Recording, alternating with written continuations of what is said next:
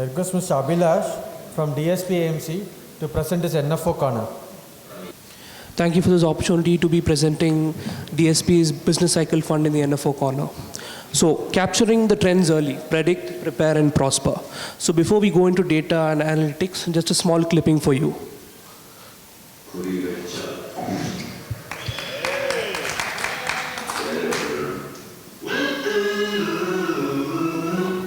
So many of you might be thinking, "Yarra, superstar video potu kaamishta, 5 second." So what is it regarding? What is the context? So I will set some context for you. So let me take you down the memory lane a few years back. In 2021, DSP India's Tiger Fund repositioned itself from being just an infrastructure fund to a manufacturing and engineering fund. Since then, the manufacturing segment as a whole collected close to 25 to 30,000 crores from the years of 22 to 24 altogether. Right? And within the manufacturing segment, specifically one particular theme stood out a lot. That is the defense and aerospace theme. So the popularity rose, valuations grew, the business boomed. But as you can see, in the year 2022, 21 and 22, DSP was the first ones to take a meaningful allocation in this particular theme, right, to make sure we portray returns in our fund. Similarly, the particular theme grew in the year 2023 as well, when the max weight amongst our peers was just 4.2%. Soon after, in 2024, taking into consideration high valuations, expensive valuations, and also a shorter runway for growth, we reduced the allocation. Direct at 20% at a high, we came down to just 1.7%. But we didn't do it just because we looked into a crystal ball. We didn't do it.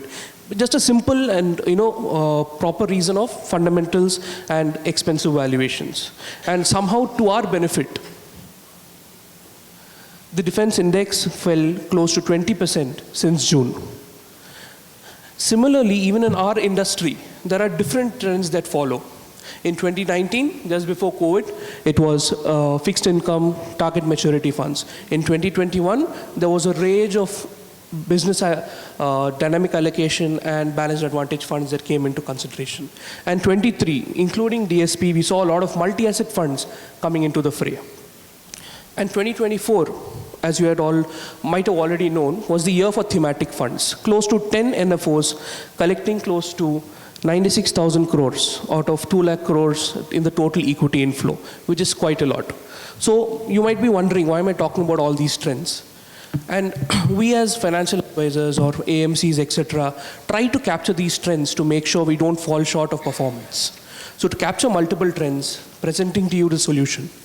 The FlexiCap of the thematic category. Panche konja nalla irukilla. Announcing the DSP's business cycle fund NFO starting 27th November. So I see a few of you groaning saying that ivangala vandutangala business cycle fund oda. Last month orthang vandanga, 6 months back 4 per vandanga. So what makes DSP unique, right? Industry already has so many. What is that unique factor that makes you consider, or will you make you consider DSP's mutual fund? Number one, the fund philosophy. We don't just focus on the economic cycle, market cycle, and sectoral cycle. We're very much focusing on the industry and business cycle, because we know each and every sector has 10, 20 different industries that may or may not work in tandem. We know each and every industry has different kinds of businesses that will perform at different points in time. Next, we are unique because our investment universe is not just 500, it is 750 stocks. We are also unique because we don't just believe in making returns, we also believe in managing risk. We are very, very comfortable with taking up put options, cash calls, arbitrage and REITs and InvITs within our portfolio to make sure we don't underperform during times of volatility. And we are unique because we are also disclosing our portfolio to you before the NFO. So as you can see, this is as on October 2024, the model that is put out, and this will most likely be the allocation post the NFO as well. And a starking difference, as you can see, 25% into cash, arbitrage and others. So we are an AMC who do not sacrifice, right, our name in the market just to make sure that we are higher in terms of equity allocation to suffice the short-term returns, the short-term goals.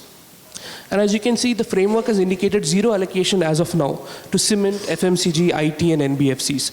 Albeit this is bound to change, but as of now, it is zero, because we feel if there is no potential within the particular segment, right, in a particular given, at a particular time, we will be zero in that. And one major difference, or a major differentiation you could say, is most business cycle funds in the market also have flexi caps within the same. And the AUM of the same overlaps from close to 30 to 40% to 60% at the highest. Whereas DSP, as of now, we are only 18%. And this is not a back-tested model or a data. This is actually as on date with our current portfolio, which we will also launch, allocate post the NFO. And as I had mentioned previously, the Tiger Fund, I had spoken specifically about the Tiger Fund because the fund manager is the same fund manager, Mr. Charanjit Singh, who has managed the Tiger Fund for the last 6 years and has been doing exceptionally well, managing volatility as well as making sure there is no sacrifice in terms of performance. So to sum it up, DSP is business cycle fund in a nutshell. We are framework driven, we are flexible with sectoral rotations, we do not shy away from taking cash calls to protect investor wealth, and we are suitable for all market phases. And finally, we deserve your consideration. Thank you. I request Mr. Murli from Manargudi to give a memento to Mr. Abhilash.